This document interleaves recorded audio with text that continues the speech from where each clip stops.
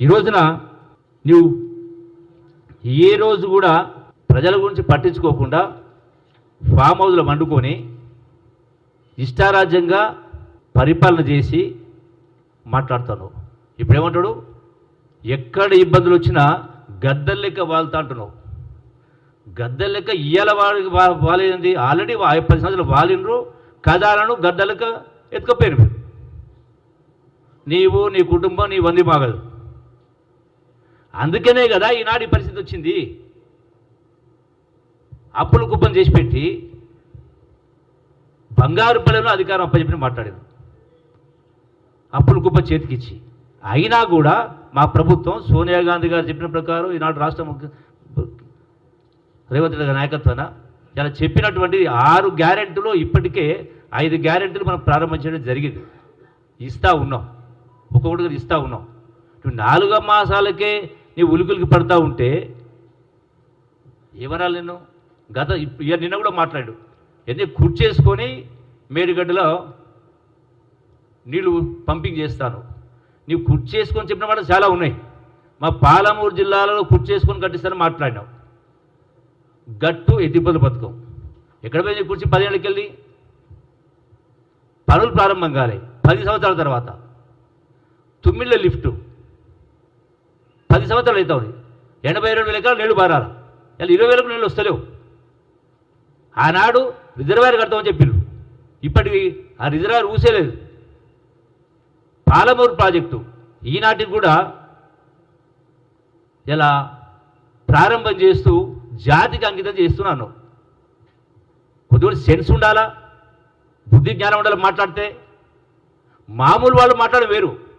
10 సంవత్సరాలు ముఖ్యమంత్రి హోదా ఉండి జాతికి అంకితం చేసినావా? ఏం అంకితం చేసినావు? నీవు వాడికి పోతా అంటే నాకు మెడిగడ్డ కాదు, పాలమూరు కాదు పోదాంపా. నువ్వు తలకిన తపస్సు చేసినా అది ఇప్పటివరకు ఫస్ట్ లిఫ్ట్ నుంచి సెకండ్ లిఫ్ట్ వరకు కినాలే లేదు. వరుసగా 5 లిఫ్ట్ ఉంటే ఒకటి కూడా మొదలు కాలే, ఒకటి పంపింగ్ కాలే. ఒక మోటార్ ఆన్ చేసి నీళ్ళు ఇచ్చి ఇలా అడ్మినిస్ట్రేషన్ ఇవ్వలే, కాలువలకు కానీ ఇతరత్ర ఇప్పటిదా ఈనాడు కూడా ఇవ్వలే. చెలో తుక్కుగూడ హైదరాబాద్ లో కాంగ్రెస్ పార్టీ జాతీయ మేనిఫెస్టో విడుదలకు ముఖ్య అతిథులుగా విచ్చేస్తున్న కాంగ్రెస్ అగ్రనేతలు శ్రీ రాహుల్ గాంధీ, శ్రీమతి ప్రియాంక గాంధీ గారులకు పీసీసీ ప్రెసిడెంట్ ముఖ్యమంత్రి శ్రీ యనమల రేవంత్ రెడ్డి, ఉప ముఖ్యమంత్రి శ్రీ మల్లు బట్టి విక్రమార్క మరియు మంత్రులకు స్వాగతం. తెలంగాణ జనజాతరకు కదలిరండి తెలంగాణ ప్రదేశ్ కాంగ్రెస్ కమిటీ. ఈ రోజున మిషన్ భగీరథ గురించి మాట్లాడుతున్నాడు కేసీఆర్.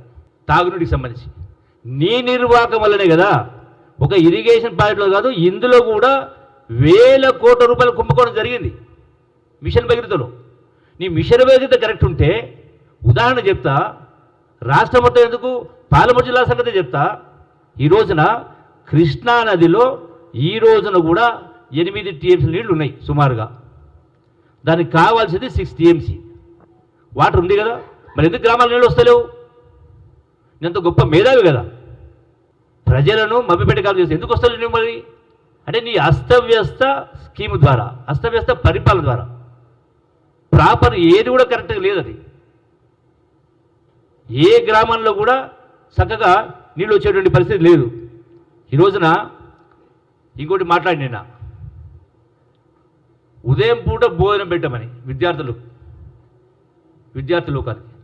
ఈ మాట ఏడుపుని ఇవాళ ఏడుస్తున్నావు. నేను 10 ఏళ్ళ కింద చెప్పిన నీకు మొదటి కరెక్ట్ కాన్ఫరెన్స్లోనే తక్కువ ఖర్చుతోటి 30 లక్షల విద్యార్థులకు ప్రతి గ్రామం కూడా ఒక రెసిడెన్షియల్ స్కూల్గా కన్వర్ట్ అవుతుంది. ఉదయం 7 గంటల నుంచి సాయంకాలం 7 గంటలకు స్టూడెంట్స్ రప్పించి రీటైన్ చేస్తే ప్రతి ఒక్కరికి కూడా క్వాలిటీ ఎడ్యుకేషన్ వస్తుంది. ఇలా లక్షల రూపాయలు ప్రైవేట్ స్కూల్లో ఆస్తులపై పుస్తకాల మీద కడతా ఉన్నారు. ఏడ్చిట్టే మరి ఇలా గొప్ప గొప్ప మాటలు మాట్లాడుతున్నావు కదా, కామన్ సెన్స్ లేదా? ఉదయం 3 గంటలు సాయంకాలం 3 గవర్నమెంట్ టీచర్ లేని సందర్భంలో కలెక్టర్ కాన్ఫరెన్స్ చెప్పినా మేము. నువ్వు గ్రామంలో ఉన్న నిరుద్యోగ యువకులకు ఎంతో కొంత పారితోషికం ఇచ్చి 10,000 ఇచ్చేస్తే టోటల్గా ప్రతి స్కూల్ కూడా కన్వర్ట్ అవుతుంది. లక్షల రూపాయలు అప్లపాలు కావాల్సిన అవసరం లేదు. అలాంటి పట్టించుకోలే. అంటే ఏ ఒక్కరు చూసినా ఇక కొడుకులు మాట్లాడు, అల్లుడు మాట్లాడు. ముఖ్యమంత్రి రేవంత్ రెడ్డి ఢిల్లీకి 12 సార్లు పోయాడు. 12 సార్లు కాదు 32 సార్లు పోతాడు. మీ కడుపు అంటే ఏంది?